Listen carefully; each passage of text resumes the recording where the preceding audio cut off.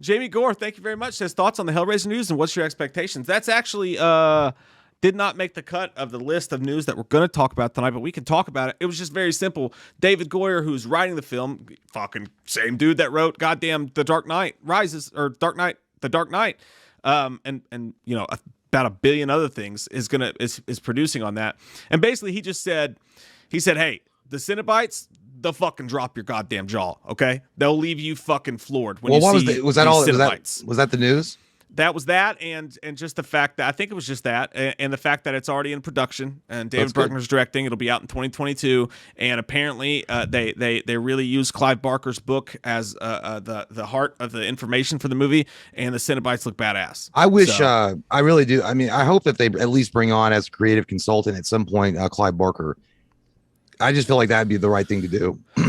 It seems like they're around that route. They might as well do the Carpenter thing with him. I know that Clive Barker had a few years before said that he was interested in directing it and getting the financing going because he knew that his rookie year when Hellraiser 1 came out in 87, he never directed. He didn't know shit about it really. Yeah. And it was his rookie attempt. So he wanted, knowing everything he knows now with his leather jacket and his cool Marlboro look, he wants to go in there. He does look like he looks cool.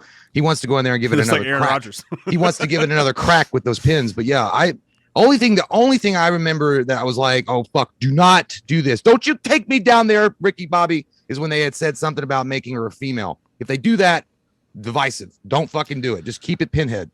Look, I say don't do it, but I only say don't do it because I don't want to fucking hear people bitch about it. Really, like I think it could be fine. I'd rather see Pinhead because we all know and we love Pinhead. But those female Cenobites are pretty fucking scary too that we've seen so far.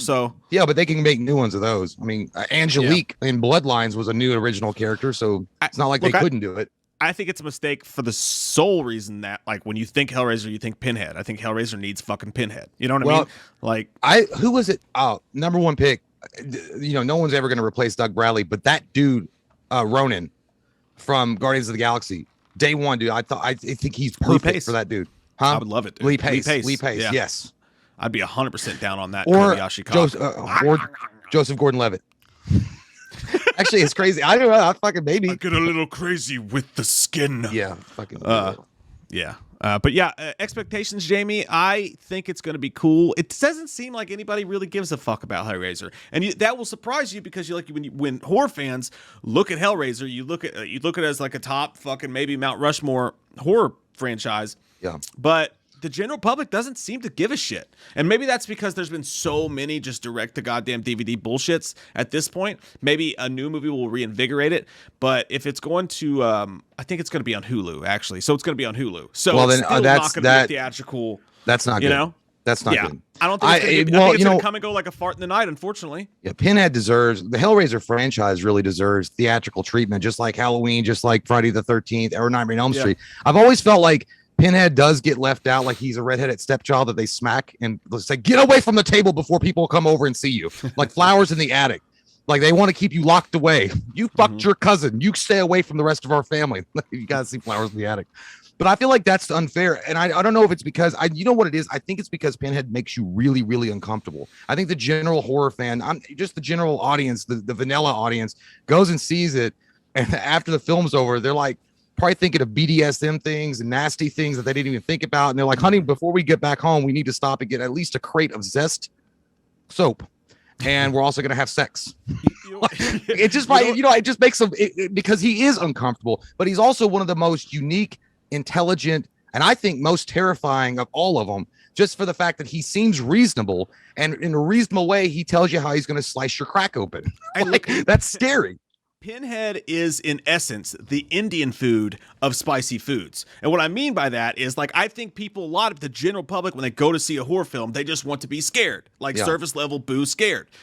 When you go to eat, when someone tells you Indian food spicy, you're like, okay, you expect it to be, ghost pepper, shit like that. You expect it to be surface scares horror movie. Yeah. But when you watch a Hellraiser movie, a good Hellraiser movie, it burns you in the way Indian food does. It doesn't taste that hot going in, but it gets hot inside of you. And that's what Hellraiser films do. They get hot inside of you, and later on you walk away needing to shower and like drink some milk. Like they get into you, they're disturbing and fucked up. They're not like boo, they're like ugh, you know. So well, yeah, I think that's been the problem. it's like when you go into a strip club and she's like, "Do you want to try the number 54?" And be like, "What's that?" It's like, if you got to ask, buddy, you can't afford it. It's like, oh, I'll it's have one of the those, cream of Sun it's Young one of those Guy. secret things that like you like they let you in and there's like fucking all sorts of crazy shit happening. There's like little people inside of an oven that are jumping out trying to karate kick you. There's like a squirrel that's in your butt. You're like, what's going on? It's like, this is the extreme VIP. I was like, I see. But yeah, I mean, and somebody said, Amostel said they left the theater in Hellraiser 4 Bloodline. A lot of people didn't like it. It was the last time that Pinhead went into the theater, and it didn't really end on an awesome note. No, I mean, and they also, spoiler alert, if you haven't, they killed him, and I just thought that was fucking stupid. But you know, honestly, one of the less praised movies of the Pinhead series, if you guys get a chance to, is Inferno. Inferno is a really solid Hellraiser movie, and it's not just and it's not just the fact that it's a horror movie, it's also a really good detective story too. A lot of corruption, kind of like True Detective, but with a horror tint to it.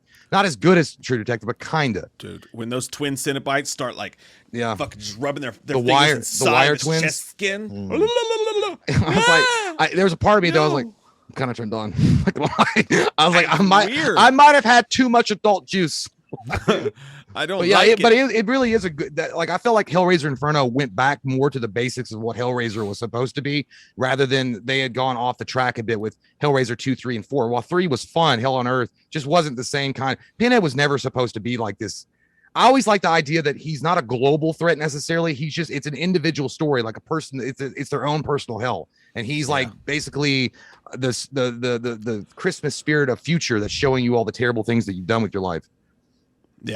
Yeah, it's a fucked up thing, but I guess it's more of it's not a buffet for everyone, you know. It's more like hey dude, you know what I tried this week, by the way, speaking of Pinhead and deep butthole pleasures? Well, long time ago, my juicy friend. cocks. I am in the all Madden phase of the dick, but I tried shawarma.